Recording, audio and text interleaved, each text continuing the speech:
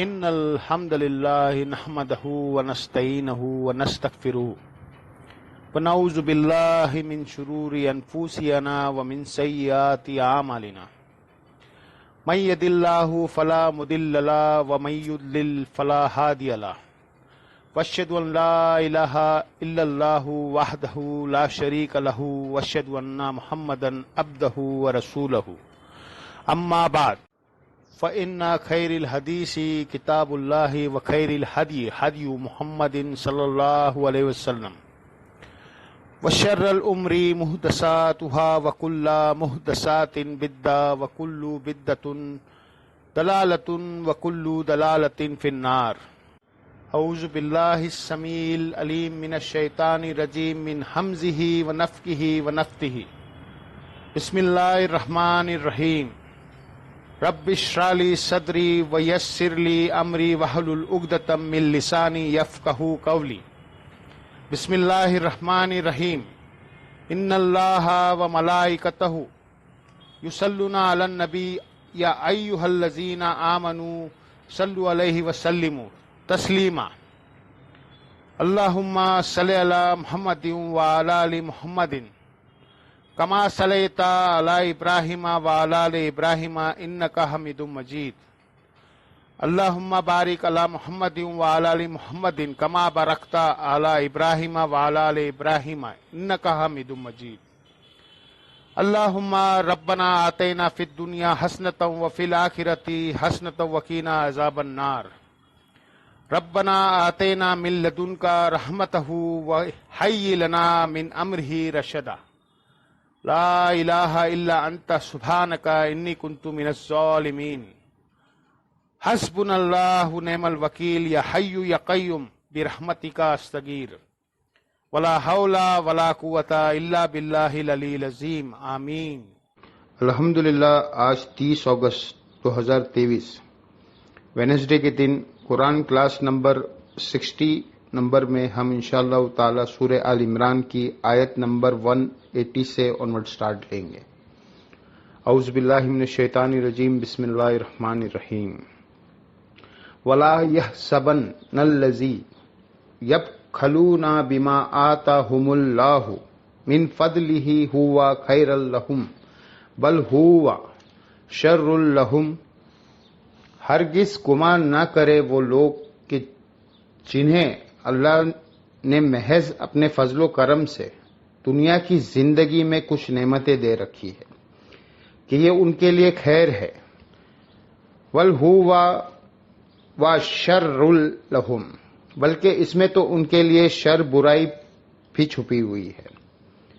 اب یہ اسپیسیفکلی ان لوگوں کے طرف روئے سکون ہے جو لوگ دنیا میں دیا ہوا اللہ کا مال اللہ کی راہ میں خرچ نہیں کرتے، اور ایٹ لیسٹ وہ جو ڈیٹم لیول ہے جو obligatory ہے ہر انسان کے اوپر 40واں حصہ اپنے مال میں سال میں ایک دفعہ نکالنا یعنی زکوٰۃ، وہ اللہ کی راہ میں خرچ نہیں کرتے بلکہ مال جوڑ کر اس سے مزید مال کمانے کی فکر میں لگے رہتے ہیں. یہ اسپیسیفکلی ان کے بارے میں ہے کیونکہ اسی آیت کے اگلے ٹکڑے میں اس کا ذکر بھی آئے گا کہ یہ کن لوگوں کو ایڈریس کیا جا رہا ہے. اسلام میں مال جوڑنا فی نفسی ہی کوئی حرام نہیں ہے. مال جوڑنا اگرچہ ڈسکریج کیا گیا ہے کیونکہ یہ فتنہ ہے، لیکن اس کی اجازت موجود ہے. اگر کوئی شخص اس کی زکوٰۃ ادا کر دیتا ہے، اور وہ زکوٰۃ ظاہر ہے ہر چیز کی ڈیفرنٹ ہے.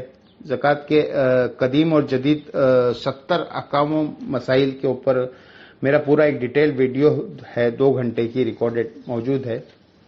مسئلہ نمبر 95B، جس کے اندر میں نے 70 سے زیادہ قدیم اور جدید مسائل بتائے ہیں زکوٰۃ کے ریلیٹڈ. جو پھلوں کی زکوٰۃ ہے وہ الگ ہے، جو زمین ہے اس کی زکوٰۃ الگ سے ہے، پھر زمین بارانی ہو تو الگ سے ہے، اگر ٹیوب ویل کے ذریعے اپنے اس کو سراب کرنا ہے تو اس کی زکوٰۃ الگ ہے. اسی طریقے سے گائے اگر کوئی شخص کے پاس تعداد میں زیادہ ہے تو اس کی زکوٰۃ الگ ہے. پلاٹ جو خریدے ہوئے ہیں مال تجارت کے طور پر بیچنے کی غرض سے اپنی انویسٹمنٹ کی پوائنٹ آف ویو سے، اس کی زکوٰۃ کا معاملہ الگ ہے. سونا اور چاندی جو جوڑا ہوا ہے اس کی زکوٰۃ الگ ہے. یہ ایک پورا ڈیٹیل ٹاپک ہے جو ظاہر ہے اب میں دوبارہ سے تو نہیں کر سکتا. سورہ التوبہ آیت نمبر 60 کے اندر 8 مصارفان ہے اللہ کی راہ میں جو زکوٰۃ کے. وہ آیت جب آئی تھی پچھلی ہماری قرآن کلاسز کے اندر، جو 344 لیکچرز کے اندر میں نے پوری قرآن کی ریکارڈنگ کروا دی ہے 9 سالوں کے اندر. تو اس آیت کے اندر میں نے ڈیٹیل سے آلموسٹ 4 سے 5 گھنٹے کی گفتگو کی تھی 2 نشستوں میں. میں نے زکوٰۃ سے ریلیٹڈ ساری چیزیں ڈسکس کی تھی. آج میں اس تفصیل میں نہیں جاؤں گا. البتہ یہاں پر اللہ تعالیٰ ان لوگوں کو جو مال جوڑتے ہیں اور اللہ کی راہ میں خرچ نہیں کرتے بلکہ سودی ذہنیت کے مال کو پھر لگا کر پھر اس سے مزید مال کمانا اور بس اسی 99 کے چکر میں لگے رہتے ہیں، ان کو اللہ تعالیٰ نے اس میں کہہ رہا ہے کہ یہ لوگ تو سمجھ رہے ہیں اللہ کا بہت فضل ہے دنیا میں بھی.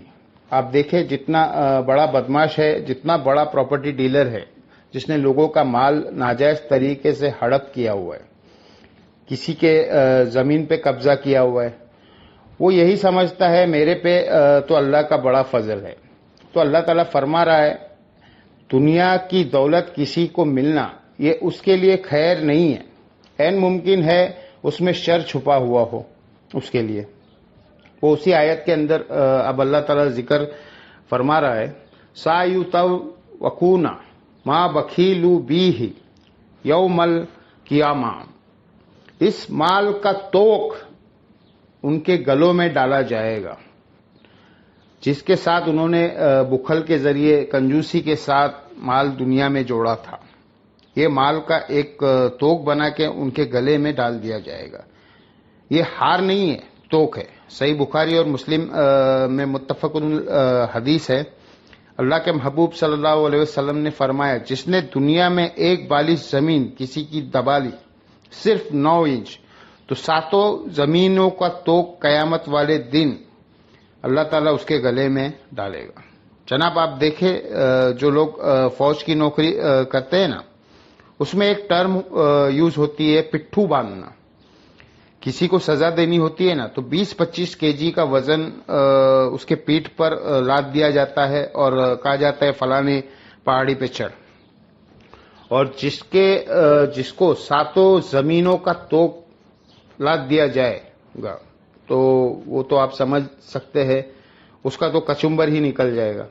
صحیح بخاری اور مسلم میں دونوں میں یہ حدیث موجود ہے کہ اللہ کے محبوب صلی اللہ علیہ وسلم نے فرمایا جس نے دنیا میں مال جوڑا، اور اس کے لیے عربی میں ٹرم استعمال ہوتی ہے کنز. وہ مال جو آپ جوڑ کے رکھتے ہیں اور اللہ کی راہ میں خرچ نہیں کرتے، کنز بنا کے رکھا ہے. اللہ تعالیٰ وہ مال ایک گنجے سانپ کے صورت میں اس کے گلے میں توق بنا کے ڈالے گا جو اس کی بانچیں چیر دے گا. اور اس کا کلائمیکس ہے سورہ التوبہ کے اندر جس میں اللہ تعالیٰ نے فرمایا کہ جو کنز بنا کے رکھتے ہیں سونا چاندی اور دنیا کے مال اور دولت کو، قیامت والے دن ہم انہی دھاتوں کو پگھلائیں گے اور پگھلا ہوا سونا اور چاندی ان کی پیٹھ پہ، ان کے ماتھوں کے اوپر اور ان کے پہلوؤں کے اوپر ڈالیں گے. آپ ذرا امیجن کر سکتے ہیں یہاں پہ کبھی آپ سٹیل مل کے اب جہاں پہ وہ لوہا گرم کیا جا رہا ہوتا ہے اور لکوڈ فارم میں ہوتا ہے، اس کے اندر کوئی انگلی رکھنا تو بڑی دور کی بات ہے، کوئی اس کے قریب سے بھی نہیں گزر سکتا. تو سونا چاندی جو لوگ جوڑ کے رکھتے ہیں نا، یہ گرم کر کے نا داغ لگایا جائے گا ان کے اوپر نشان رکھے جائیں گے. اور پھر اللہ تعالیٰ فرمائے گا یہ ہے وہ کنز جو دنیا میں تم جوڑ کے رکھا کرتے تھے. یہ سورہ التوبہ میں آیت آئے گی. یہ بہت کریٹیکل ایشو ہے. اس لیے اللہ کے پیغمبروں کے ماننے والوں لوگ وہ زہد کی زندگی گزارا کرتے تھے کیونکہ اس کے اندر فتنہ پوشیدہ ہے. دو چار اصحاب کی آپ کو مثال ملتی ہے کہ وہ مالدار تھے، لیکن وہ مثال بھی آدھی کوٹ کی جاتی ہے جو انہوں نے اللہ کی راہ میں خرچ کیا ہوا ہے، اس کا کوئی ذکر نہیں کرتا۔ جامعہ ترمذی میں حدیث ہے، 3 موقع پر سیدنا عثمان کو اللہ کے محبوب صلی اللہ علیہ وسلم نے جنت کی بشارت دی۔ پہلے دفعہ جب انہوں نے مسجد نبوی میں وسعت کے لیے زمین وقف کی خرید کے، دوسرے موقع پہ جب میٹھے پانی کا کنواں نہیں تھا جو عرب کے ریگستان ماحول میں ایک بہت بڑا ایشو ہوتا تھا، وہ لے کے انہوں نے اللہ کی راہ میں خیرات کیا۔ اور تیسرا غزوہ تبوک جو جیش العسرہ تنگی والا جہاد تھا، سب سے مشکل، اس میں انہوں نے ساز و سامان کے لدے ہوئے اونٹ اللہ کے نبی صلی اللہ علیہ وسلم کی خدمت میں پیش کر دیے۔ اور جامعہ ترمذی میں تو الفاظ ہے کہ 1000 سونے کی اشرفیاں دی، اور نبی علیہ السلام اتنے خوش ہوئے کہ آپ نے وہ اشرفیاں اپنی جھولی میں ڈالی اور ان کو الٹ پلٹ کرتے تھے اور فرماتے تھے، عثمان آج کے بعد جنتی، چاہے جو مرضی کر لے۔ لیکن اسی کو کہا گیا ہے جس نے جو مرضی نہیں کرنا تھا، اللہ کی مرضی والا کام کرنا تھا، انہی کو گارنٹی دی گئی۔ 1000 اشرفیہ آپ امیجن کر سکتے ہیں، 4 سونے کی جو اشرفیہ ہوتی ہے نا، جنہیں دینار کہا جاتا تھا، وہ آج کا 7.5 تولے سونا بنتا ہے، اور 7.5 تولہ سونا آج کی تاریخ میں راؤنڈ فگر 1 ملین تو بن ہی جاتا ہے۔ 4 دینار 1 ملین آج کا، اور 1000 دینار آپ امیجن کر سکتے ہیں۔ اور یہ ایک موقع، سر بات کرنا آسان ہے، لہذا ان امیر اصحاب کی مثال دینا غلط ہے، اتنا حوصلہ کسی کے اندر نہیں ہوتا۔ یہاں پر بھی جتنے امیر لوگ ہیں نا، آپ ان کے دسترخوان چل رہے ہوتے دیکھیں گے، اللہ کی راہ میں ان لوگوں نے خیراتی دارے بنائے ہوئے ہیں، اور اگر آپ ان سے پوچھتے کہ بھائی آپ نے آپ کی زکوٰۃ کیلکولیٹ کی ہوئی ہے، وہ کہتے ہم تو بغیر حساب اور کتاب اللہ کی راہ میں دیتے ہیں۔ تو یہ کون سا دین ہے جس میں بغیر حساب اور کتاب کے اللہ کی راہ میں دیا جاتا ہے؟ یہ لوگوں نے ایک عجیب سی ٹرم بنائی ہوئی ہے، بغیر حساب و کتاب۔ اللہ نے تو کوئی چیز بغیر حساب و کتاب کے نہیں رکھی، نمازیں بھی حساب کے ساتھ رکھی ہوئی ہے یا بغیر حساب کے؟ 5، اور نماز کی رکعتیں بھی ہے، اگر کوئی فجر کے 2 کے بجائے 3 پڑھ لے خیر ہے، یا اللہ ایک فالتو ہی رکھ لے، تیرے ساتھ کیا حساب کتاب کرنا، اس کے وہ 2 بھی 0 سے ملٹیپلائی ہو جائیں گے۔ یہ کیا آپ نے لوگوں کو ڈاکٹرین سمجھا دیا ہے، بغیر حساب کتاب، ایک ایک چیز کا حساب کے ساتھ ہے۔ طواف کعبہ کے چکر 7 ہے، 8 کریں گے تب بھی طواف نہیں ہوگا، 6 کریں گے تب بھی طواف نہیں ہوگا۔ حساب کتاب اس لیے رکھا جاتا ہے تاکہ آپ ڈیکورم کے ساتھ چیزوں کو فالو کریں۔ قرآن بغیر حساب و کتاب تو نازل نہیں ہوا، 114 صورتیں، یہ صرف انہوں نے جان چھڑائی ہوئی ہوتی ہے۔ اصل میں انہوں نے یہ ڈر ہوتا ہے کہ ہم نے اگر حساب و کتاب کیا تو ابھی تو ہم 5 روپیہ خرچ کر رہے ہیں، نہیں تو 5 لاکھ روپیہ خرچ کرنا پڑے گا، تو وہ کہتے ہیں بغیر حساب کے کرنا ہے۔ اچھا، ان سے آپ پوچھیں آپ اپنے کاروباری معاملات جو ہے یہ بغیر حساب کتاب کے کرتے؟ نہیں، ہاں بغیر حساب کتاب کے آپ اس وقت کریں جب آپ ڈیٹم لیول اچیو کر لیں، 2.5% زکوٰۃ دے، اس کے بعد آپ بغیر حساب کتاب جتنا مرضی دیں۔ لیکن جب تک آپ کیلکولیٹ نہیں کریں گے ہر سال کے آپ کی زکوٰۃ، آپ کے ایسٹ کتنے ہیں، اس کے اگینسٹ آپ کی زکوٰۃ کتنی بنتی ہے، آپ کس طرح نکال سکتے ہیں؟ لوگوں کے نمازوں پہ زور ہے، عمروں پہ زور ہے، زکوٰۃ کے معاملے میں ڈھیلے پڑ جاتے ہیں، پیسے نکالنا پڑتا ہے۔ ویسے تو آپ کو لگتا ہے بڑا آسان کام ہے، 1,00,000 روپے پہ 2,500 بہت آسان ہے، 1 کروڑ پہ 2.5 لاکھ بھی شاید آسان ہو، 1 ارب پہ 2.5 کروڑ نکالنا یہ مشکل ہو جاتا ہے، اور اگر 10 ارب ہے تو آپ دیکھ لیں کہاں پہ بات جا کے نکلے گی۔ تو یہ جب بڑی رقم ہوتی ہے نا تو اس کے اگینسٹ وہ جو خرچ کر رہے ہوتے ہیں وہ بہت کم ہوتا ہے. کیلکولیشن کرنا ضروری ہے. تو اللہ تعالیٰ فرما رہا ہے یہ توق ان کے گلے میں ڈالا جائے گا. اسی لیے اصحاب رسول صلی اللہ علیہ وسلم رضی اللہ تعالی عنہ اور اہل بیت ان کی زندگی آپ دیکھیں گے بڑی فقر میں گزری ہے. بخاری مسلم دونوں میں حدیث ہے ابو ذر غفاری کے بارے میں. میرا ایک کلپ بھی ہے. نبی علیہ السلام نے فرمایا وہ احد پہاڑ دیکھ رہے ہو؟ کہتے ہیں میں دل میں سوچنے لگا حضور مجھے کسی کام سے وہاں بھیجیں گے. تو میں نے کیلکولیشن شروع کر دی کہ میں چاہوں گا اتنا وقت لگے گا اور اس ٹائم تک نماز تک واپس آ جاؤں گا. تو نبی علیہ السلام نے فرمایا اگر یہ احد پہاڑ سونے کے برابر بھی ہو تو 3 دن نہیں گزریں گے کہ میں اللہ کی راہ میں خرچ کر دوں گا. اور آپ نے پریکٹیکلی کیا بھی ہے. آپ کی فقر کی زندگی ایڈاپٹڈ تھی. نبی علیہ السلام کو تو اللہ نے غزوہ خیبر کے بعد مال غنیمت خمس کے ذریعے وسعت دے دی تھی، لیکن پھر بھی نبی علیہ السلام نے پوری زندگی زکوٰۃ نہیں دی. مال جوڑا ہی نہیں ہے، زکوٰۃ کہاں سے ہوگی؟ جو جوڑے گا وہ زکوٰۃ نکالے گا نا. جو آئے اور بس سبسٹیشن لیول پر رکھ کے خرچ کر دے اللہ کی راہ میں، اس کے زکوٰۃ کہاں سے نکال لیے؟ اور آپ کی تربیت کا نتیجہ یہ تھا کہ آپ اہل البیت میں سے بھی بعد میں جب رومن اور پرشین امپائر کے خزانے مسلمانوں کے قدموں میں ڈھیر ہوئے تو مال غنیمت میں سے لاکھوں دینار بھی ملتے تھے نا ان کو، تو وہ خیرات کر دیتے تھے. وہ تو آپ سمجھ لیں پوری واقعات کی ایک لسٹ ہے. ماں عائشہ نبی علیہ السلام کے بارے میں وہ روایت کرتی ہے بخاری اور مسلم دونوں میں کہ نبی علیہ السلام کے گھر والوں کا محمد اور آل محمد کا یہ حال تھا کہ بعض اوقات 1 یا 2 مہینہ یا کبھی 3 مہینہ تک گھر میں چولہا بھی نہیں جلتا تھا. کچھ پکانے کے لیے ہوتا ہی نہیں تھا. 2 کالی چیزوں پہ کھجور اور پانی کے اوپر گزارا ہوتا تھا.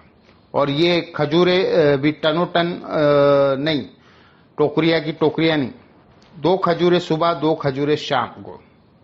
1 میٹھا پانی کا پیالہ، 1 صبح کے وقت، 1 شام کے وقت. آج یہ بات کرنا آسان ہے. آج ہم میں سے اکثریت عام لوگ بھی کیسرو اور کسرا کی زندگی گزار رہے فیسلٹیز کے پوائنٹ آف ویو سے، شاید ان سے بہتر. رومن اور پرشین امپائر جب رات کو سوتے تھے تو سوتے وقت تو ان کو کوئی پنکھا نہیں چلتا ہوتا تھا نا. تمہارے یہاں سوتے وقت بھی اے سی چل رہا ہوتا ہے. ہاں البتہ یہ حدیث صرف بیان کرنے کے لیے بخاری مسلم کی کہ نبی علیہ السلام کو جب سیدنا عمر ملنے گئے تو ان کے جسم پہ چٹائی کے نشان تھے. یعنی مطلب یہ کرتا بھی نہیں پہنا ہوا تھا، صرف تہمت تھی. تو رونا شروع کر دیا. آپ نے فرمایا کہ کیوں رو رہے ہو؟ انہوں نے کہا یا رسول اللہ کیسر اور کسرا دنیا کے مزے لوٹ رہے اور آپ اللہ کے نبی ہے اور آپ کی یہ حالت ہے. آپ نے فرمایا کیا تم اس پہ راضی نہیں ہو کہ کیسر اور کسرا دنیا کے مزے لوٹے اور ہم آخرت کی شہادت لوٹ لیں؟ بخاری مسلم دونوں میں حدیث ہے. مجھے اپنے بعد یہ خطرہ نہیں ہے کہ تم بھوکے مر جاؤ گے، بلکہ مجھے ڈر ہے کہ دنیا کے خزانے تم پر کھول دیے جائیں گے اور تم بھی دنیا کی مال کی محبت میں مبتلا ہو کے تباہ اور برباد ہو جاؤ گے جس طرح اگلے لوگ ہو گئے. اور یہی پھر سلسلہ آپ دیکھ رہے ہیں. حضرت عثمان کے دور میں جب وظیفے لگ گئے، جن لوگوں کو وظیفے لگے ہوئے تھے ان لوگوں کو حضرت علی کیسے ہضم ہو سکتے تھے چوتھے خلیفہ کے طور پر؟ حضرت عمر کی طرح اسٹرکٹ مینجمنٹ تھی ان کی، تو ان کے وفادار جڑے ہوئے تھے بیسیکلی. بہانہ اس کے لیے کچھ اور، جیسے آج بھی پولیٹیکل لیڈرز آپ دیکھیں سامنے فرنٹ پہ کوئی اور چیز رکھی جاتی ہے اور بہانہ کسی اور چیز کو بنایا جاتا ہے اور بیک گراؤنڈ میں اور چیز ہوتی ہے. جن لوگوں نے نبی علیہ السلام کی صحبت کی ہوئی تھی وہ کوشش کرتے تھے کہ بچ کے رہے اس طرح کے معاملات سے. بخاری مسلم دونوں میں حدیث ہے، نبی علیہ السلام کے سامنے سے ایک غریب آدمی گزرا. آپ نے فرمایا اپنے اصحاب سے، اس کے بارے میں تمہارا کیا خیال ہے؟ انہوں نے کہا، یا رسول اللہ، یہ جس دروازے پہ جائے دھتکار دیا جائے. اگر کسی کے بچی کا رشتہ اس کے باپ سے مانگے تو اس کو کوئی رشتہ نہ دے. یہ تو اتنا مفلس اور لاچار ہے. تھوڑی دیر بعد ایک امیر شخص گزرا اور فرمایا، اس کے بارے میں تمہارا کیا خیال ہے؟ تو انہوں نے کہا، یہ تو بڑا معزز شخص ہے، جس کے پاس جائے لوگ اس کا ریگارڈ کریں، کہیں سے رشتہ مانگے تو مل جائے. حالانکہ دونوں مسلمان تھے، دونوں صحابی تھے.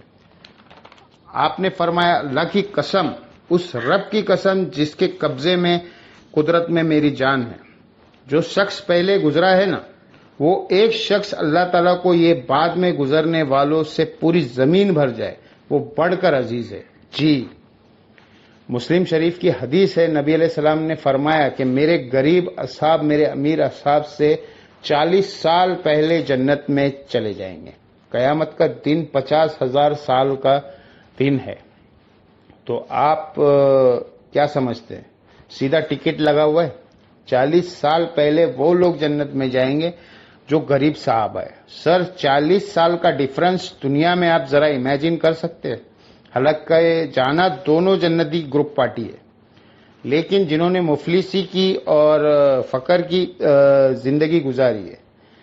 اسی لیے صحیح بخاری مسلم میں آتا ہے، عبداللہ بن عمر ہمیشہ غریب صحابہ کے ساتھ اپنا وقت گزارا کرتے تھے. اور لوگ پوچھتے تھے کیوں؟ وہ کہتے تھے، اس لیے کہ میں نے خود حضور سے سنا ہے کہ میرے غریب ساتھی جو ہے نا، میرے امیر ساتھیوں سے 40 سال پہلے جنت میں جائیں گے. یہ تو میرا ایک فیوریٹ ٹاپک ہے اور میں پورے پیشن کے ساتھ اس پہ بول سکتا ہوں. اس لیے کہ میں صرف باتیں نہیں کرتا ہوں، میں کوشش کرتا ہوں کہ میں اپنی زندگی میں بھی اس چیز کو اڈاپٹ کروں. تو یہ معاملہ بڑا خطرناک ہے. بخاری مسلم میں حدیث ہے، نبی علیہ السلام اکثر دعا کیا کرتے تھے، اے اللہ، محمد اور آل محمد کو بس اتنا ہی رزق دینا کہ ان کی سانسیں چلتی رہے، سبسٹیشن لیول کے اوپر. آج جن کے پاس ڈھیروں مال اور دولت نہیں ہے، ان کو پریشان ہونے کی ضرورت نہیں ہے. تو کیونکہ قرآن حکیم کی ساری تعلیمات جو ہے وہ کنڈیکٹ کرتی ہے مال و دولت کا تو زیادہ تعداد میں جوڑنا، کیونکہ یہ فتنے میں مبتلا کر دینے والی چیز ہے. لیکن یہ جواز ہے اور وہ اس کے ساتھ کہ آپ نے اللہ کی راہ میں خرچ کرنا ہے، پھر آپ بے شک جوڑیں. لیکن میں آپ کو یہ بتا دوں کہ اس وقت جتنے لوگ ارب پتی بنے ہوئے ہیں نا، انہوں نے زندگی میں کم از کم کوئی ایک نہ ایک چھکا ضرور مارا ہوگا کسی وقت میں، ورنہ حلال کے مال میں کے ساتھ زکوٰۃ نکالے تو مشکل ہوتا ہے کہ اس بڑے لیول پہ انسان پہنچ جائے. پہنچ سکتا ہے لیکن بہت کم.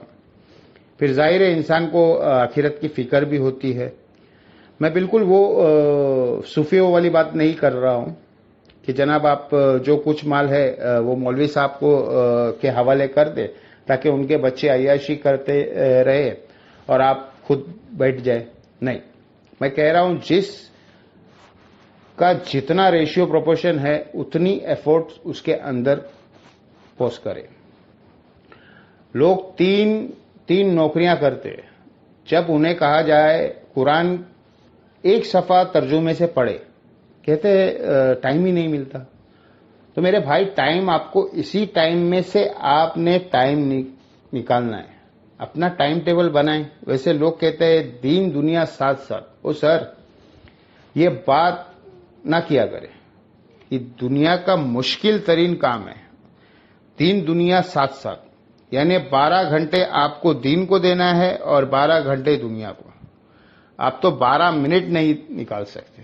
اگر کہتے ہیں نا باقی سارے معاملات بھی ہے، رزق کمانا بھی عبادت ہے، یہ ٹھیک ہے اپنی جگہ پر، لیکن اسپیسیفکلی آپ جو دنیا کو ٹائم دیتے ہیں، اسی کنسنٹریشن کے ساتھ دین کو بھی ٹائم دینا بڑا مشکل کام ہے.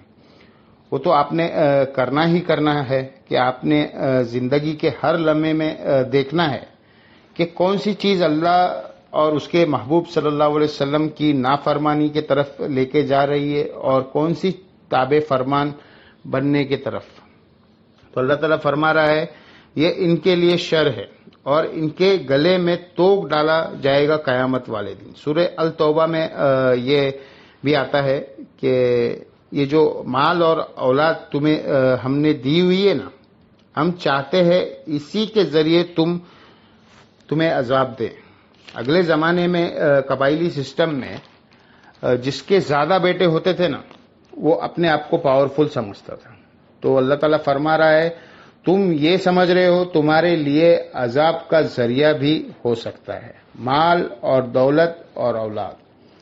دیکھیں کتنے لوگ ہیں ذلیل اور خوار ہو گئے. میں نے کتنے ارب پتی کے یہاں دیکھا ہے جن کی اولاد ان کے منہ پہ گالیاں دیتی ہے، کوڑی کی عزت نہیں کرتی ہے.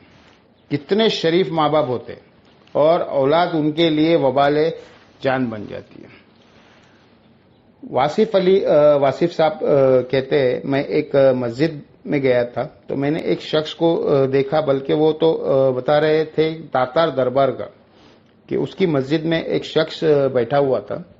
وہ اللہ سے دعا کر رہا تھا کہ آج سے 25 سال پہلے جو میں نے تجھ سے دعا کی تھی وہ واپس لے لے. تو میں نے کہا یہ کیا دعا کر رہا ہے؟ وہ کہنے لگا میری صرف بیٹیاں ہی بیٹیاں تھیں، تو میں نے رو رو کے اللہ تعالیٰ سے ایک بیٹا مانگا اور وہ پڑ گیا نشے میں. میرے گھر کا سارا سامان بیچ دیا. اب میں کہتا ہوں اس سے بہتر تو اولاد نہ ہی ہوتی. یہ چیز اللہ نے مسئلہ تقدیر سمجھایا ہے نا. قصہ موسیٰ اور خضر میں قرآن حکیم کے اندر جو ایک بچے کی گردن مروڑ دی تھی، وہ کوئی نہ حق قتل نہیں کیا تھا. اسرائیل کی ڈیوٹی اس نے سنبھال لی تھی. اس نے چھوٹی سی عمر میں اللہ نے کہا موت اس کو دے دی ہے، اس نے بڑا ہو کے تیرے لیے وبال بننا تھا. اس سے اللہ نے مسئلہ تقدیر سمجھایا کہ اگر دنیا میں آپ کو کوئی تکلیف پہنچے تو آپ اس میں چھپے ہوئے شر کو یاد کر لیں. یہ نہ ہو 25 سال بعد دعا کر رہے ہو کہ اللہ یہ واپس لے لے. تو اللہ نے اگر شروع میں ہی واپس لے لیا ہے تو آپ یہ سمجھے اسی میں میرے لیے بھلائی ہے. سورۃ البقرہ میں آیا ہے بعض چیزوں میں تم سمجھتے ہو وہ بظاہر خیر نظر آ رہی ہے، اس میں شر تمہارے لیے چھپا ہوا ہوتا ہے، اور بعض اوقات کوئی شر والی چیز ہے اس میں خیر تمہارے لیے چھپا ہوا ہوتا ہے.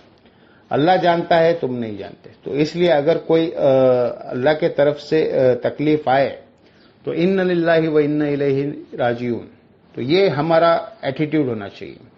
تو اللہ تعالیٰ فرما رہا ہے قیامت والے دن اس مال کو ان کے گلوں میں کا توق بنا دیا جائے گا جو انہوں نے دنیا میں جوڑا تھا. وَلِلَّهِ مِيرَاثُ السَّمَاوَاتِ وَالْأَرْضِ، آسمان اور زمین کی میراث تو اللہ کی ہے. لوگ تو کہتے ہیں میرے مرنے کے بعد فلانا وارث. اصل میں سب نے ہی مر جانا ہے. الٹیمیٹلی وارث کون ہوگا؟ اللہ. لِمَنِ الْمُلْكِ الْيَوْمِ لِلَّهِ الْوَاحِدِ الْقَهَّارِ وَاللَّهُ بِمَا تَعْمَلُونَ خبیر. اور اللہ تعالیٰ دیکھ رہا ہے جو کچھ تم عمال کر رہے ہو اس سے باخبر ہے. لقد سمیع اللہ قول الذین قالوا ان اللہ فقیر. اللہ نے سن لی ہے ان لوگوں کی بکواس جنہوں نے کہا کہ اللہ تو فقیر ہے. وَنَحْنُ أَغْنِيَاءُ، اور غنی تو ہم ہیں. یہ یہودی تھے، دین کا بھی مذاق بنانے والے. اور یہودیوں میں یہ بہت تھا چرب زبانی کہا گیا کہ کہنا حتتن، اے اللہ ہمارے گناہوں کو معاف کر دے. جب جیری کو سٹی میں داخل ہونا تھا، یروشلم فتح ہوگا، انہوں نے کہا ہنتتن، ہمیں گندم چاہیے. الفاظ کو بگاڑنا. کہا گیا کہنا ہے تم نے سمیعنا و اطعنا، سنا اور ہم نے اطاعت کی. یہ کہتے تھے سمیعنا و عصینا، ہم نے سنا اور نافرمانی کی. ہر چیز کو بگاڑ کے الٹی بات کرنا. اور یہاں پر بھی انہوں نے مذاق کے طور پہ یہ بات کی ہے کہ اللہ تو فقیر ہے، غنی تو ہم ہیں. کیوں؟ دیکھو اللہ تعالیٰ بار بار کہتا ہے کہ مجھے قرضہ حسنہ دو، اللہ کی راہ میں خرچ کرو. تو امیر تو وہ ہے جو خرچ کرے، جو مانگ رہا ہے وہ تو خود غریب ہے. استغفر اللہ الذی لا الہ الا هو الحی القیوم واتوب الیہ. اس پہ اللہ کے ورڈکٹ دیکھے، سنکتبو ما قالو، ہم ایک ایک چیزیں لکھ رہے جو یہ بکواس کر رہے. پرسنل نوٹس بنا کے کے لیے نہیں، قیامت والے دن نام اعمال سامنے رکھنے کے لیے. یہ کہا کرتے تھے دنیا میں تو کھلی چھٹی تھی، اب تمہاری گرفت کریں گے. وَقَتْلَهُمُ الْأَنْبِيَاءَ بِغَيْرِ حق، اور ان کا وہ بڑا جرم جو انہوں نے نبیوں کو قتل کیا بغیر کسی وجہ کے، یہ بھی ان کا جرم ہم نے لکھا ہوا ہے. وَنَقُولُ ذُوقُوا عَذَابَ الْحَرِيقِ، اور پھر ایک وہ دن آئے گا ہم کہیں گے چکھو اس آگ کے عذاب کا مزہ، جو تم دنیا میں اللہ کے بارے میں اس طرح کی غلط گفتگو کرتے تھے. اس کے بھیجے ہوئے نمائندوں یعنی وقت کے پیغمبروں کو قتل کرتے تھے. اچھا، یہ اکثر لوگ کہہ رہے ہوتے ہیں نا، دنیا میں جو کچھ ہو رہا ہے اللہ کی مرضی سے ہو رہا ہے. اللہ کی مرضی سے نہیں ہو رہا ہے. دنیا میں جو کچھ ہو رہا ہے اللہ کی اجازت سے ہو رہا ہے. مرضی اس کی یہ نہیں ہے کہ نبیوں کو قتل کیا جائے، مرضی اس کی یہ نہیں ہے کہ لوگ برائی کے اندر مبتلا ہو جائے.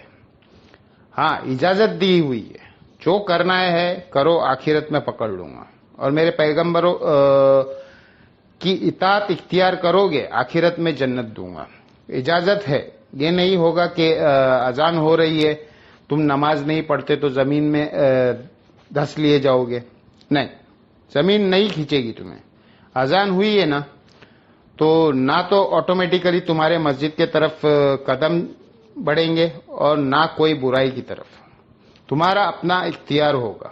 انا ہینا حسبل اما شاکرا و اما کفورا، ہم نے ہدایت کا راستہ واضح کر دیا ہے. تمہاری مرضی ہے، چاہے تو شکر گزاری کی روش اختیار کرو، خواہ نہ شکر ہی کرو. تو یہ جو لوگ کہتے ہیں نا جی جو کچھ ہو رہا ہے اللہ کی مرضی سے ہو رہا ہے، اللہ کا ہی فضل ہے نا جی. تو اس حوالے سے سورہ الزمر کی آیت ہے جو مسئلہ تقدیر کے حوالے سے ہے، بڑی کریٹیکل ہے. کراس ریفرنس کے طور پر میں یہاں کوٹ کر دیتا ہوں. آیت نمبر 7 سورہ الزمر کے سٹارٹ میں، ان تک فروفا ان اللہ غنی عنکم، اگر تم اللہ کی ناشکری کی روش اختیار کرو گے تو یہ جان لو اللہ بے پرواہ ہے. ایسا نہیں ہے کہ تم نے نماز نہیں پڑھی تو اللہ کو ٹینشن ہو گئی ہے، جاؤ تباہ ہو جاؤ. لیکن اس کا یہ بھی مطلب نہیں ہے کہ جو مرضی کرو، اللہ کو فرق نہیں پڑتا. نہیں، ولا یردالی عبادہ الکفر، لیکن اللہ راضی کبھی نہیں ہوگا کہ تم ناشکری کی روش اختیار کرو.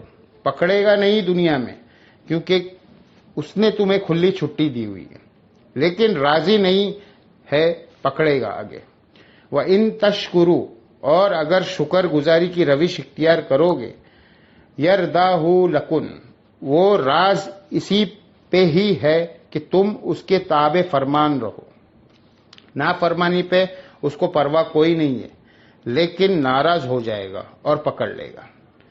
وَلَا تَزِيرُ وَازِرَةٌ وِزْرَ أُخْرَىٰ، اور یاد رکھنا کوئی بھی جان قیامت والے دن دوسرے کا گناہ کا بوجھ نہیں اٹھائے گی. ہر شخص نے اپنے اعمال کا بوجھ خود اٹھانا ہے. ثُمَّ إِلَىٰ رَبِّكُمْ مَرْجِعُكُمْ، پھر تم نے لوٹ کے اپنے رب کی طرف جانا ہے. فَيُنَبِّئُكُمْ بِمَا كُنتُمْ تَعْمَلُونَ، پھر وہ تمہیں بتا دے گا جو کچھ تم دنیا میں عمال کیا کرتے تھے. إِنَّهُ عَلِيمٌ بِذَاتِ الصُّدُورِ، اور وہ تو اتنا علم والا ہے کہ تمہارے سینوں کے کو چھپے ہوئے رازوں کو بھی جانتا ہے. دنیا میں داڑھی سے پگڑی سے آپ عوام کو دھوکہ دے سکتے، اللہ کو نہیں دے سکتے. شکل نورانی ہے، یہ کون جج کر سکتا ہے یار؟ چہروں سے کون ڈیسائیڈ کر سکتا ہے؟ ایک فرقے کا عالم ہے، اس کے اپنے فرقے والے کہتے ہیں نور برس رہا ہے، دوسرے کہتے ہیں فرقے والے لعنت برس رہی. دنیا میں ہی آپ دیکھ لیں، کافر نہیں کہتا، مسلمان ہی کہتا ہے. تو شکل کوئی کرائٹیریا نہیں ہے. شکلیں تو تب کرائٹیریا ہو کہ شکل انسان خود بنا سکتا ہو. اسی لیے یاد رکھیں، مسئلہ تقدیر سے تعلق رکھتی ہے وہ چیزیں جو آپ کے اختیار میں نہیں ہے، اور جو چیز آپ کے اختیار میں ہے اس پہ اللہ نے آپ کو پرسش کرنی ہے. میری شکل، میرے ماں باپ چوز کرنا یہ میرے اختیار میں نہیں ہے. تو مجھے قیامت والے دن نہیں پوچھا جائے گا کہ تو فلانے جگہ کیوں پیدا ہوا، نہیں. ہاں، جو اللہ نے حکم دیا تھا ان اچھائیوں کو اڈاپٹ کرنا، ان برائیوں سے بچنا، یہ مجھے اختیار دیا ہے، اس کے بارے میں پرسش ہوگی. تو اللہ تعالیٰ فرما رہا ہے کہ پھر ان سے کہا جائے گا چکھو اس آگ کا عذاب، ذالک بما قدمت ایدیکم، یہ ہے وہ جو تمہارے آگے بھیجے تھے نا، اپنے کرتوت ہے. وَأَنَّ اللَّهَ لَيْسَ بِظَلَّامٍ لِلْعَبِيدِ، اور یہ کہ اللہ تعالیٰ یقیناً اپنے بندوں پر ظلم نہیں کرتا.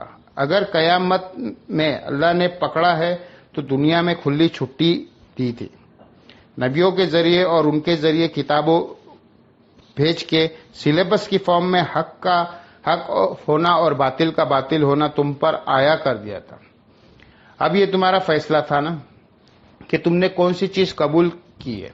الذین قالوا ان اللہ عہد الینا، اب یہ یہودیوں کا ذکر آ رہا ہے. اگر دل بے ایمان پہ اترا ہو نا تو آپ جھوٹے بہانے بہت سے بنا لیں گے. نبی علیہ السلام پہ ایمان نہ لانے کا ایک بہانہ انہوں نے یہ بھی اڈاپٹ کیا تھا کہ اللہ نے ہم سے یہ عہد لیا تھا کہ صرف اس پیغمبر کو ماننا ہے جو یہ معجزہ دکھائے گا کہ وہ اللہ کے لیے قربانی لا کر اوپن میدان میں رکھے اور ایک غیبی آگ آئے اور اس قربانی کو جلا کے راکھ کر دے. کیونکہ بنی اسرائیل میں یہ ہوا کرتا تھا، مال غنیمت جنگوں میں جیتا ہوا مال، چونکہ جنگ میں کافروں کا مال ہتھیانا اس کا مقصد نہیں ہوتا.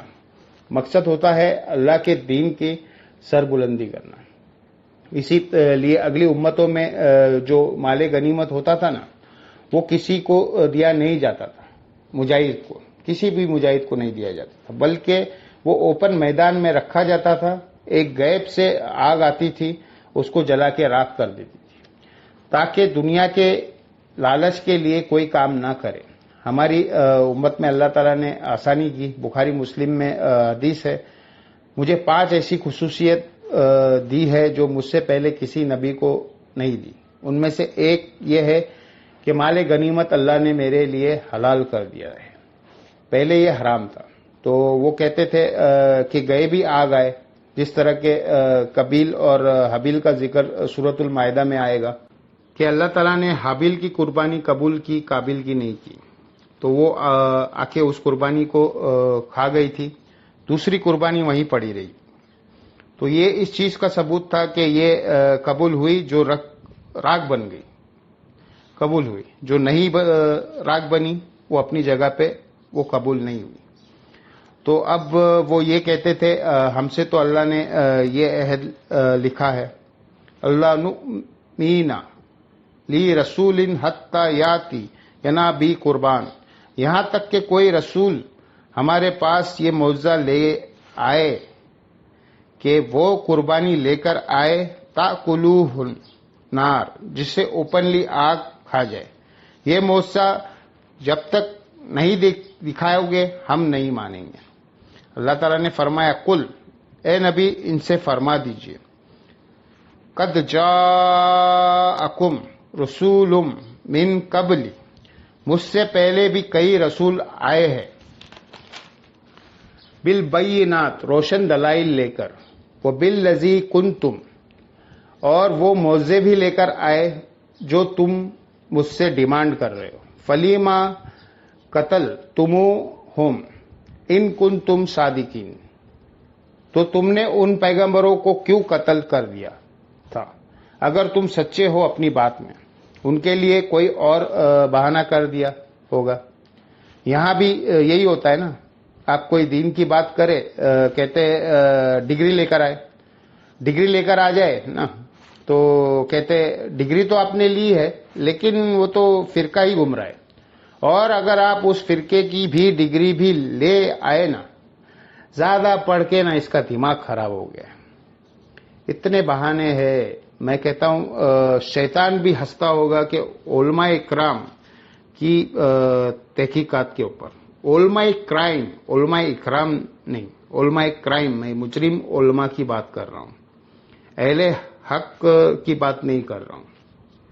تو اللہ تعالیٰ فرما رہا ہے اگر تم نے پیغمبروں کو ماننا ہی نہیں تھا تو ان سے پہلے جو رسول گزرے، اچھا یہاں پہ رسول جو ہے بمائنا نبی کے آیا ہے، یعنی لغت کے معنی میں اسے یوز ہوا ہے، ورنہ میں نے پہلے بھی کئی دفعہ بتایا کہ جو ہم اصطلاح کے معنوں میں نبیوں اور رسول کا فرق کرتے ہیں، اس فرق میں بھی کبھی رسول قتل نہیں ہوتے، قتل ہمیشہ انبیاء ہوتے ہیں، کیونکہ رسول تو خود یہ دھمکی دیتے تھے کہ تم ہم پہ ایمان لاؤ ادروائز بڑے دن کا عذاب آ پکڑے گا۔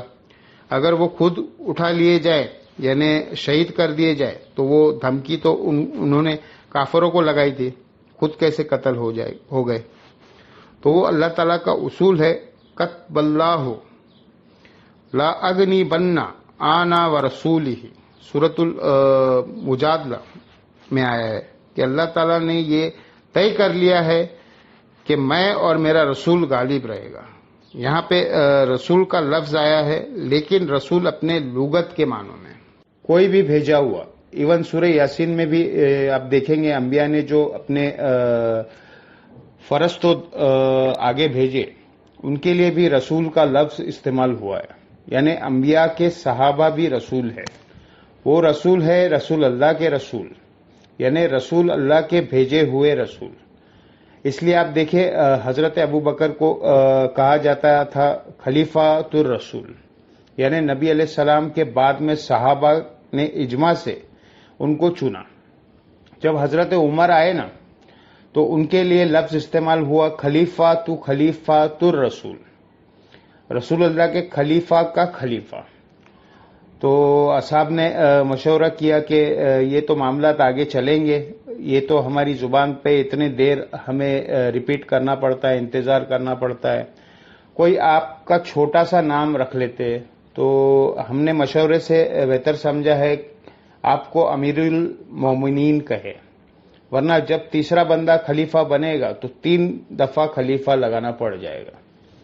اب ان بیچاروں کو کیا پتا تھا کہ بعد میں عام مولویوں کے نام کے ساتھ 10 القاب لگائے جاتے ہیں، مشکل کام نہیں ہے۔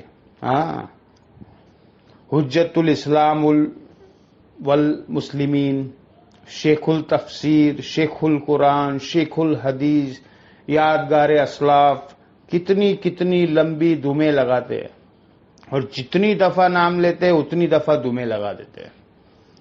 تو یہ قسمت کی بات ہے، جو اہل تھے وہ تو ڈرتے تھے۔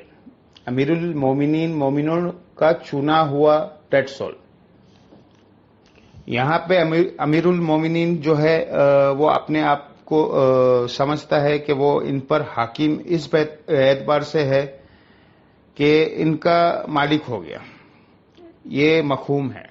وہ سمجھتے تھے کہ ہمیں انہوں نے چنا ہے خدمت کے لیے اور گورے اس کو فالو کر رہے ہیں۔ امریکہ میں آپ دیکھیں سیکریٹری آف ڈیفنس ہوتا ہے، ایگزسٹ کر رہا ہے، بس یہ نہیں ہے کہ ان پہ حکمران بن گیا ہے۔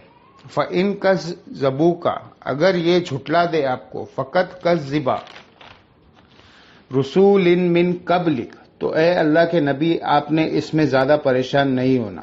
یہ یہودی وہ قوم ہے کہ یہ تو اپنے خاندانی پیغمبر جو یہودی نسل تھے آپ سے پہلے، یہ کئی پیغمبر کو یہ جھٹلا چکے ہیں.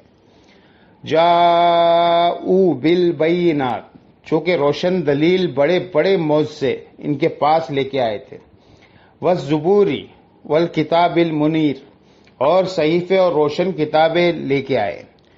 یہ تو اتنے نا انجان ہیں، انہوں نے اپنی بنی اسرائیل میں پیدا ہونے والے پیغمبر کا انکار کیا. آپ تو پھر بھی بنو اسماعیل میں سے ہے، آپ کے ساتھ تو ان کا جیلسی فیکٹر بھی ہے. کل نفس ذائقۃ الموت، ہر ذی روح کو موت کا مزہ چکھنا ہے.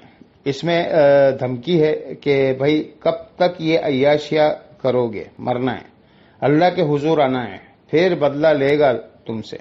وَإِنَّمَا تُوَفَّوْنَ أَجُورَكُمْ یوم القیامہ، اور تمہیں پورا پورا بدلہ مل کے رہے گا اپنے اعمال کا قیامت والے دن. اچھے اعمال کیے تو ان کا اجر، اور برے اعمال کیے تو ان کی سزا. فمن زحزح عن النار، بس جو بچا لیا گویا قیامت کے دن جہنم کی آگ سے. وادخل الجنہ، اور جنت میں داخل کر دیا گیا. فقط فاز، بس وہ کامیاب ہو گیا.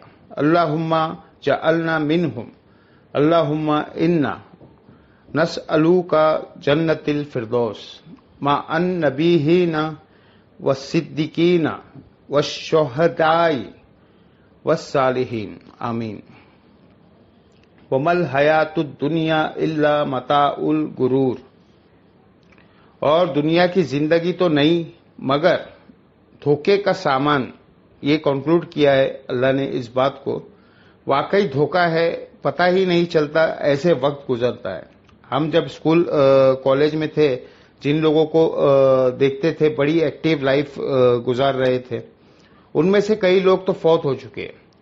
اور جب بڑھاپے میں ان کی کرسی دیکھتے ہیں بندہ حیران ہو جاتا ہے، یار یہ وہی بندہ تھا، ٹون تھا اپنے وقت کا، اور اب اس کی کیا حالت ہے.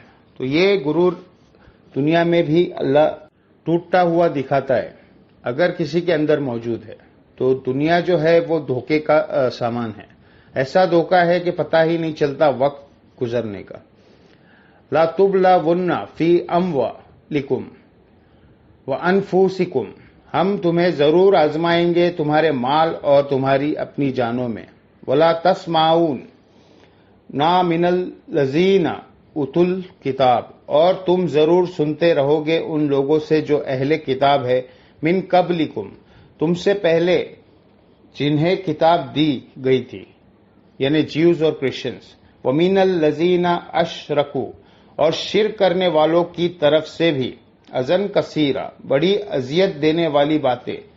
یعنی یہ تمہیں آئے دن خبریں ملے گی کہ فلانا مولانا صاحب کا کلپ بھی آ گیا آپ کے خلاف. جو بھی پیغمبروں کی دعوت کو آگے لے کے چلے گا اس کے ساتھ یہ ہوگا. تو اللہ تعالیٰ فرما رہا ہے مسلمانوں ٹینشن نہیں لینی، آئے دن تم اپنے مخالفین کی طرف سے ایسی خبریں سنو گے جو تمہیں تکلیف دہ ہوگی، اذیت پہنچتی رہے گی. اور پھر اس میں ساتھ ہی آگے آئے گا اس پہ تمہاری روش کیا ہونی چاہیے. صبر اختیار کرو اور اللہ تعالیٰ تمہارے ساتھ ہوگا. اسپیسیفکلی اس آیت کے حوالے سے ایک حدیث ہے، امام بخاری نے جو قرآن کی تفسیر پہ جو چیپٹر باندھا ہے نا، اس میں انہوں نے اسی آیت کے تحت ایک حدیث لی ہے. صحیح بخاری کے سعد ابن عبادہ خزرج کے، مدینے میں تو دو ہی قبیلے تھے، اور اوس کے تھے سعد ابن معاذ رضی اللہ تعالیٰ عنہ. سعد ابن عبادہ جو ہے وہ بیمار ہو گئے، تو نبی علیہ السلام ان کی عیادت کے لیے اپنے گدھے کے اوپر تشریف لے کے جا رہے تھے. تو راستے میں آپ نے دیکھا کچھ لوگ کھڑے تھے. ابھی آپ تازہ مدینہ شریف ہجرت کر کے گئے تھے، تو صحیح بخاری کے الفاظ ہے کہ نبی علیہ السلام وہاں پہ رک گئے. آپ نے کہا چلو کچھ مجمع ہے تو میں قرآن پڑھ کے سناتا ہوں انہیں، ان میں سے کوئی میری بات قبول کر لے. اور اس میں عبداللہ ابن ابی بھی شامل تھا، جو ابھی تک اس کا منافق ہونا، یعنی اس نے ابھی تک اسلام بھی قبول نہیں کیا تھا، اوپر سے جو کرنا ہے. ابھی وہ ایک ان نون پرسنالٹی تھا. نبی علیہ السلام نے جب اپنی گفتگو مکمل کر چکے تو اس نے کہا دیکھو اے محمد، جو تم یہ باتیں کر رہے ہو یہ باتیں بہت اچھی ہے، لیکن یہ تم یہاں پر آ کے کیوں کر رہے ہو؟ تم اپنے گھر میں بیٹھ کے یہ باتیں کیا کرو، ہمارا ٹائم اس طریقے سے ضائع نہ کرو. نعوذ باللہ. تمہاری بات کسی کو سننی ہوگی وہ خود سے آ کے سن لے گا، یہ ہمیں نہ اس طریقے سے سناؤ. تو اب یہ بڑی سخت بات تھی. نبی علیہ السلام نے اس کا جواب نہیں دیا. وہاں پہ عبداللہ بن رواحہ موجود تھے، تو انہوں نے نہیں یا رسول اللہ، آپ ہمیں اللہ کی باتیں سنایا کریں، ہم ہر وقت اللہ کی باتیں سننے کے لیے تیار ہیں. اور عبداللہ ابن ابی سے اس کا جھگڑا ہو گیا اور مار پیٹ تک کے قریب نوبت پہنچ گئی. تو نبی علیہ السلام نے بیچ میں پڑھ کے اس معاملے کو ٹھنڈا کیا. اور پھر نبی علیہ السلام سعد ابن عبادہ کے پاس گئے اور یہ پورا واقعہ ڈسکس کیا. تو سعد ابن عبادہ نے کہا یا رسول اللہ، عبداللہ ابن ابی سے آپ نے صرف نظر کرنا ہے. اصل میں جب آپ مدینہ شریف ہجرت کر کے آ گئے، اس سے جسٹ پہلے عبداللہ ابن ابی کی سرداری پر پورا مدینہ راضی ہو چکا تھا. تو اس کی تو سرداری چھین گئی ہے، اب پورا مدینہ آپ کے اوپر ایگری کر گیا ہے، تو جیلسی فیکٹر موجود ہے. آپ نے اسے صرف نظر کرنا ہے اور آپ نے کیا بھی. اور اسی حدیث میں آتا ہے کہ پھر آہستہ آہستہ لوگ اسلام میں داخل ہوئے اور اسلام کا پڑلا بھاری ہونا شروع ہوا. تو عبداللہ ابن ابی نے بھی کلمہ پڑھ کے اسلام قبول کر لیا، لیکن اوپر سے، اندر سے نہیں. اور پھر پوری زندگی مسلمانوں کو اس کی وجہ سے تکلیفیں ملی. اور اس کا کلائمیکس غزوہ تبوک کے موقع پر رسول اللہ پہ قاتلانہ حملہ کروانا اور پیچھے سے مسجد درار بنانا، جس کے سورہ التوبہ میں ذکر ہے. تو اس سے تکلیفیں پہنچتی رہی.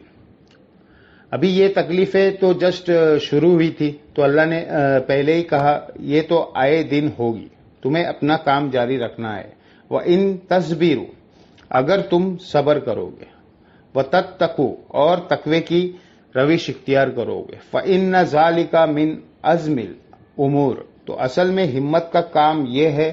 دنیا میں لوگ سمجھتے ہیں کہ کسی کے ساتھ مارا ماری والا معاملہ کرنا، کسی کو گالی نکالنا.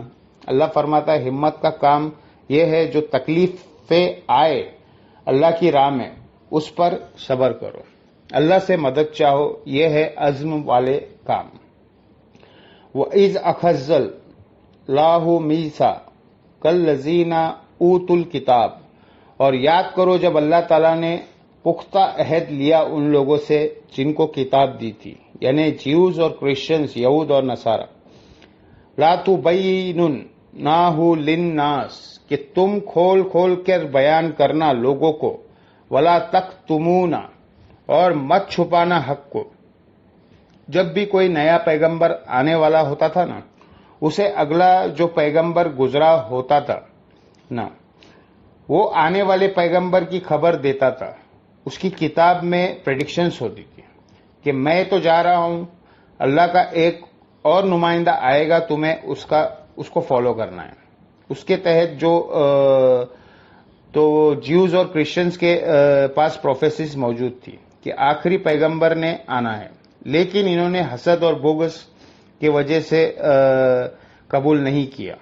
تو اللہ تعالیٰ فرما رہا ہے یہ اہل کتاب سے تو ہم نے عہد لیا تھا کہ تم نے حق کو نہیں چھپانا ہے اور ظاہر کرنا ہے. اور یہ نبی علیہ السلام کی پروفیسیز جو ان کی کتابوں میں موجود ہے، ایمان تو نہیں لائے اور پروفیسیز چھپاتے بھی ہے اپنی پبلک سے. جس طرح آج ہمارے علماء چھپا رہے، ہم لوگوں کو بتا رہے قرآن میں یہ لکھا ہے. علی تو ایسا کہتا ہے، علی نے خود بیٹھ کے تھوڑی نہ لکھا ہے.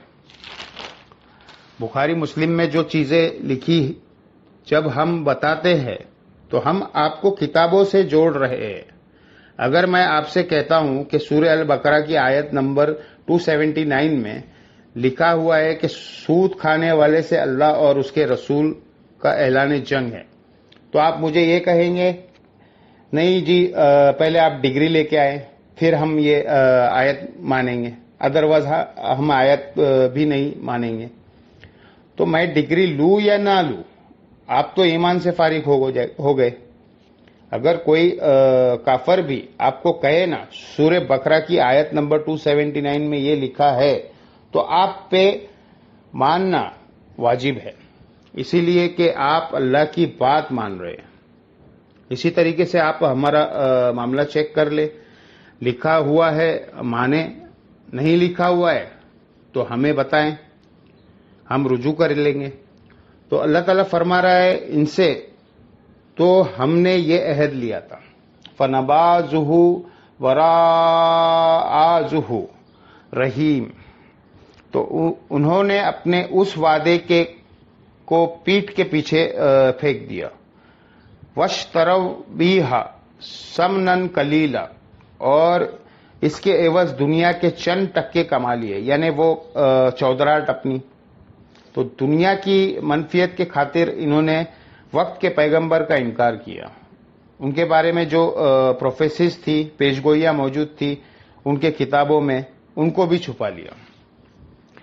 فَبِئْسَ مَا يَشْتَرُونَ، تو کیا بری چیز ہے جو وہ خرید رہے ہیں، یعنی اللہ تعالیٰ کی ہدایت اپنے ہاتھ سے دے کر دنیا کی منفیت اور گمراہی اور آخرت کا عذاب خرید لیا. بولے اعوذ باللہ تعالی. تو یہ کتمان حق بہت کریٹیکل ایشو ہے.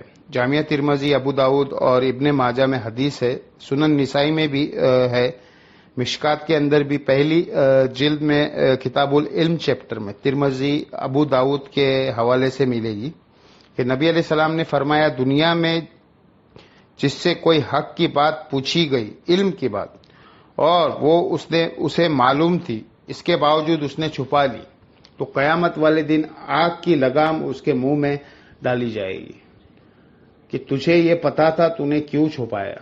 کتمان حق اتنا بڑا ایشو ہے، اس لیے بہت کریٹیکل حدیث بھی اصحاب رسول مرتے مرتے بیان کر دیے کہ قیامت والے دن ہم پہ یہ عذاب نہ آ جائے کہ ہم نے دین کا یہ حصہ چھپایا کیوں لیا. یہاں لوگ کہتے ہیں امت کے وسیط اور مفاد میں چھپا لو، اور قرآن کہتا ہے لعنتی ہے جو چھپائے گا. جو چیز اللہ نے قرآن میں بیان کر دی، نبی علیہ السلام نے اپنی سنت میں صحیح الاسناد حدیث کے ذریعے ہم تک پہنچا دی گئی ہے، اب اس میں چھپانے والی بات کون سی رہ گئی؟ اگر کوئی چھپانے والی بات ہوتی تو اللہ کے نبی خود چھپا جاتے. جیسا کہ منافقین کے نام آپ نے صرف حذیفہ ابن یمان کو بتائے، امت کی ضرورت نہیں تھی تو ٹھیک ہے. آج تک ہم نے بھی آپ کو نہیں بتایا کہ کس کس کی پیٹھ پہ دوبیلا پھوڑا نکلا اور اس کی موت اس پھوڑے سے ہوئی. بڑا زور لگائے بیٹھے ہیں، ہم سے پوچھتے ہیں کہ کون ہے.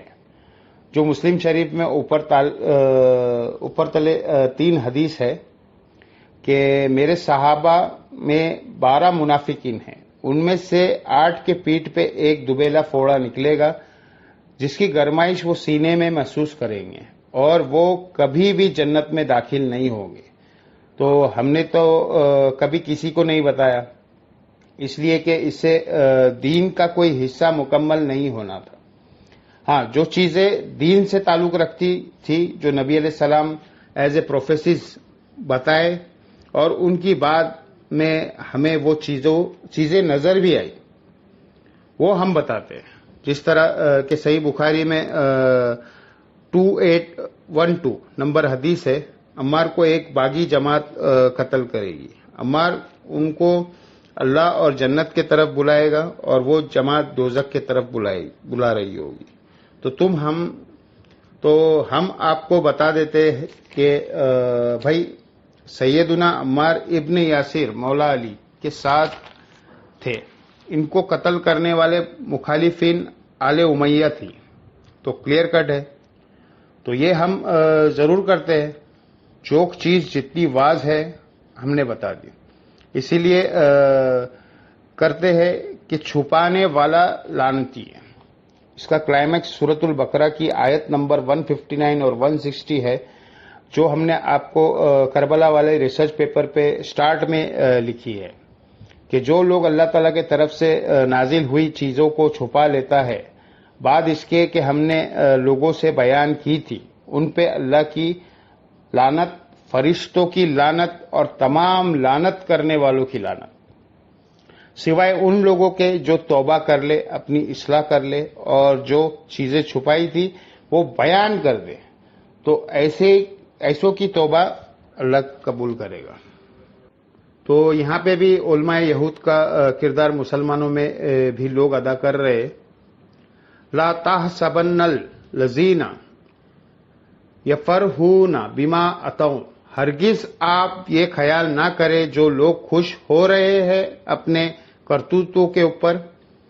وَيُحِبُّونَ أَن يُحْمَدُوا بِمَا لَمْ يَفْعَلُوا، کہ ان کی تعریف کی جائے ایسے کاموں پر جو انہوں نے کیے نہیں. فَلَا تَحْسَبَنَّهُمْ بِمَفَازَةٍ مِّنَ الْعَذَابِ، تو ان کے متعلق یہ گمان نہ کرنا کہ وہ امن میں ہے بلکہ وہ تو عذاب میں ہوں گے. وَلَهُمْ عَذَابٌ عَلِيمٌ، اور ان کے لیے دردناک عذاب ہے. وَلِلَّهِ مُلْكُ السَّمَاوَاتِ وَالْأَرْضِ، اور زمین اور آسمان کی بادشاہی اللہ کے لیے. وَاللَّهُ عَلَى كُلِّ شَيْءٍ قَدِيرٌ، اور اللہ تعالیٰ ہر چیز پہ قادر ہے. یہ جو آیت ہے نا جی، بہت کریٹیکل آیت ہے. اسی پہ آج ہماری یہ گفتگو کنکلوڈ ہو جائے گی. اگلے درس میں سورہ آل عمران کی آخری جو 11 آیت ہے کریٹیکل. اِنَّ فِي خَلْقِ السَّمَاوَاتِ وَالْأَرْضِ وَاخْتِلَافِ اللَّيْلِ وَالنَّهَارِ، جو بخاری مسلم میں آتا ہے کہ نبی علیہ السلام روزانہ تہجد کے وقت وضو کرنے سے پہلے جب اٹھتے تھے تو یہ آیت آسمان کی طرف دیکھ کے پڑھتے تھے. پھر آپ وضو کرتے، تہجد کی نوافل ادا کرتے تھے. یہ 11 آیت کے اوپر میرا ایک الگ سے ڈیٹیل لیکچر ہے. انسان کے ہدایت کے 5 بنیادی سٹیپ، مسئلہ نمبر 64، وہ ریکارڈڈ ہے. یہ متقاضی ہے کہ اگلے پورا 10 جو ہے ان 11 آیت پہ ہوگا. تو یہ جو آیت گزری کہ اللہ تعالیٰ فرما رہا ہے کہ وہ لوگ گمان نہ کرے جو لوگ خوش ہوتے ہیں اپنی اس کارستانیوں پر اور پسند کرتے ہیں کہ وہ ان کی تعریف ان چیزوں پہ کی جائے جو انہوں نے نہیں کی. اس کے کانٹیکس میں موجود ہے صحیح بخاری میں. امام بخاری لے کر آئے ہیں کتاب و تفسیر کے چیپٹر میں کہ غزوہ احد کے موقع پر کئی منافقین وہ جہاد سے پیچھے رہ گئے تھے. اب وہ رہے تو بزدلی سے تھے کی وجہ سے، اور وہ یہ خواہش کرتے تھے کہ اللہ کے نبی ہماری تعریف کر دیں. اللہ کے نبی کیسے کرے؟ اور دل میں خوش تھے کہ دیکھو اتنے لوگ مارے گئے ہیں، ہماری جان بھی بچ گئی. اور اب ہم جب واپس آئے تو کئی لوگوں نے بہانہ کیے ہے کہ یا رسول اللہ میری بیوی بیمار تھی، نہیں تو آپ دیکھتے میں ایسی کی تیسی کر دیتا تھا کافروں کی.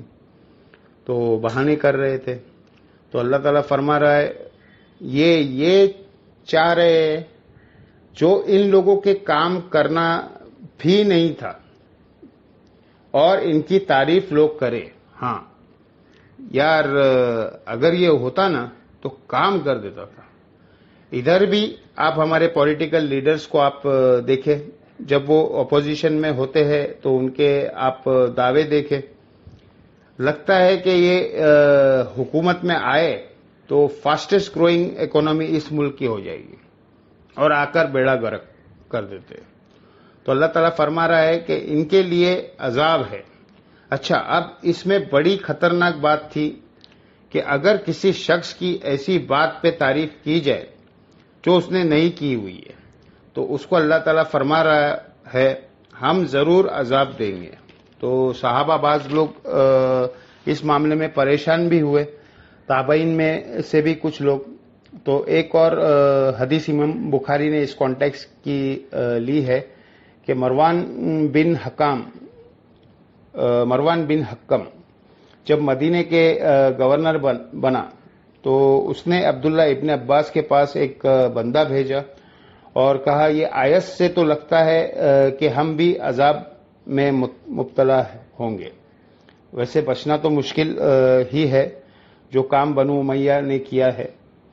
تو حکمران اس طرح ہوتے ہیں نا، حکمران کے تو لوگ پاس نامے پڑھتے تھے جو انہوں نے نہیں کیے ہوتے تھے. یہاں پہ بھی آپ دیکھتے ہیں جب حکمران یا بڑے لوگ کئی پہ جاتے ہیں تو القابات خود شرم محسوس کر رہے ہوتے ہیں کہ ہمیں ان کے ساتھ منسوب کیا جا رہا ہے. وہ بھی خوش ہو رہے ہوتے ہیں کہ جی انہوں نے یہ کر دیا، جی بڑا کارنامہ دکھا دیا. تو وہ مروان بن حکم کہنے لگا کہ ابن عباس سے پوچھ کے آؤ، مجھے تو لگ رہا ہے اس آیت کے ساتھ ہمیں بھی عذاب ہوگا. وہ کہنا یہ چاہ رہا تھے لوگ ہماری بھی تو تعریف کرتے ہیں ان کاموں پہ جو ہم نے نہیں کیے ہوئے، پھر تو کوئی بھی نہیں بچے گا. پھر ابن عباس نے فرمایا یہ آیت اصل میں یہودیوں کے بارے میں نازل ہوئی تھی جن میں اوپر سے اسلام قبول کر لیا تھا اور جہاد سے پیچھے رہ گئے، یا ان یہودیوں کے بارے میں جن کو نبی علیہ السلام نے بلایا اپنے پاس کہ تمہاری کتابوں میں جو میری پروفیسیز لکھی ہے میرے بارے میں کہ میں آخری پیغمبر ہوں وہ آ کے پبلک کو بیان کرو. تو انہوں نے وہ بیان کرنے کا بجائے ادھر ادھر کی باتیں کرنا شروع کر دی. تو کچھ ساتھی جو حضور کے بیٹھے تھے انہوں نے ان کے لیے چند ایک تعریفی کلمات بول دیے کہ چلو یار جو بھی ہے بندہ سینسیبل ہے، بڑا ڈیسنٹ بندہ ہے. تو اللہ تعالیٰ نے فرمایا ہے اگر حضور کے ساتھیوں نے تمہاری تعریف بھی کر دی ہے تو یہ چیز تمہیں جنت میں نہیں لے کے جائے گی. تم سے جو کام پوچھا گیا تھا، جو کام تمہارے ذمہ لگایا تھا وہ تو تم سے نہیں ہوا، اور تم یہ سمجھ رہے ہو کہ تمہاری تعریف ہو. تو اس سے خطرناک رزلٹ نکلا کہ نبی علیہ السلام کی مجلس میں بھی اگر کسی کی تعریف بیان ہو اور اس کے کرتوت برے ہو تو اللہ تعالیٰ فرما رہا ہے عذاب ہم نے اسے دینا ہے، کیونکہ حساب تو اللہ نے کرنا ہے. سورہ التوبہ میں آئے گا کہ اے نبی یہ جھوٹے بہانے لگا کر جو جہاد سے پیچھے رہ گئے یہ آپ کو تو راضی کر لیں گے لیکن اللہ کو تو راضی نہیں کر سکتے. اللہ تو ان کی سینوں کے چھپے ہوئے راز بھی جانتا ہے. اللہ سے تو کوئی نہیں بچ سکتا اور کوئی نہیں بھاگ سکتا.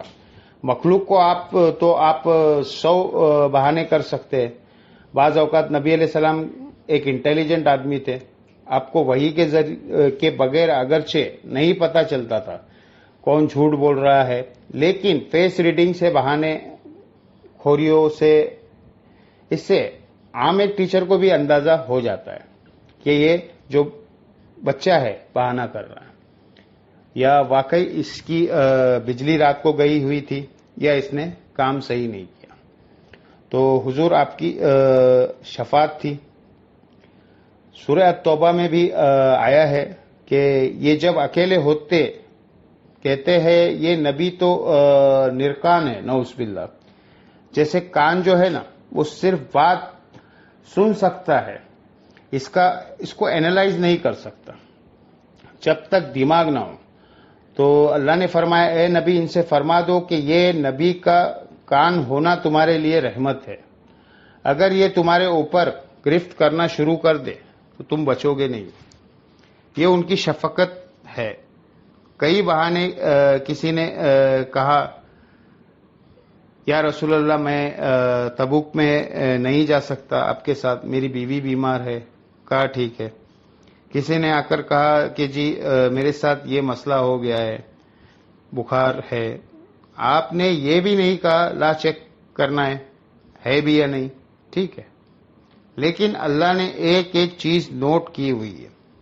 لیکن دیکھ لے جس کے بارے میں حضور کو پتا تھا، ابو ذر غفاری کے بارے میں، جب کہا گیا وہ بھی رہ گیا، انہوں نے کہا ابو ذر نہیں رہ سکتا۔ وہ حضور کو پتا تھا کہ آپ کی مخلص ساتھی کون ہے، تو حضرت ابو ذر کا ذکر تو آپ کو پتا ہے کہ رقت قلبی میں اضافہ کر دیتا ہے۔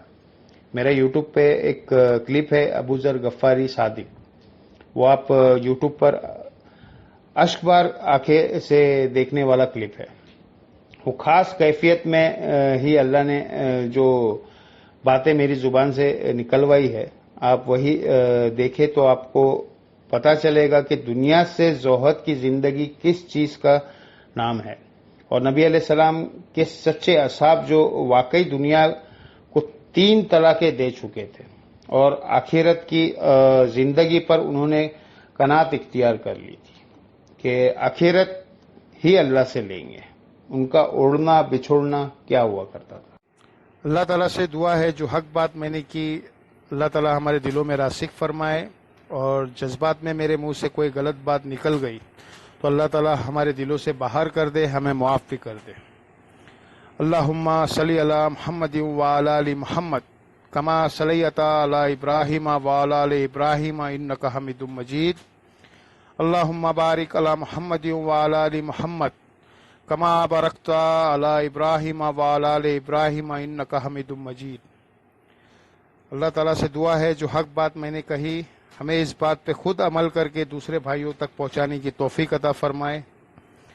سبحانک اللہم و بحمدک اشہد ان لا الہ الا انت استغفرک و اتوب الیک وما علینا الا البلاغ المبین۔